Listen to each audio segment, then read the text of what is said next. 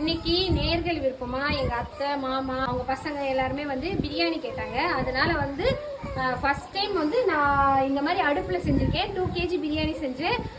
Taste வந்து நல்லாதான் இருந்தது. நானும் வாயில கொஞ்சம் போட்டு பார்த்தேன். இங்க வேற பவர் கட் வேற, பயங்கர வெயில்.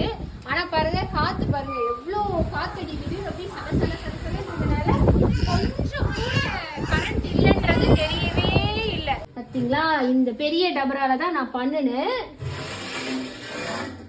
பாடுறா அதுக்குள்ள ஒரு 2 ரவுண்டு ஓடி இருக்கு போலயே. நம்ம குளிச்சுட்டு வர கேப்ல எடுத்துருக்காங்க. பிரியாணி எப்படி இருக்கு? நல்லா இருக்கா?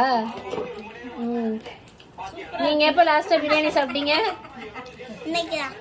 இப்ப இல்ல, இதுக்கு முன்னாடி எப்ப சாப்பிட்டேன்? யோசிக்கிறா ரொம்ப நேரம் யோசிக்கிறா. சரி, யார் செய்வா பிரியாணி? உங்க அம்மா செய்ய மாட்டாங்க. சோ வெளியே வாங்கி சாப்பிடுவீங்க. சோ சித்தி செஞ்ச பிரியாணி நல்லா இருக்கா? ஓகே அத்தை, பிரியாணி நல்லா இருக்கா? சூப்பர்மா. சரி, தேங்க்யூ சோ மச்.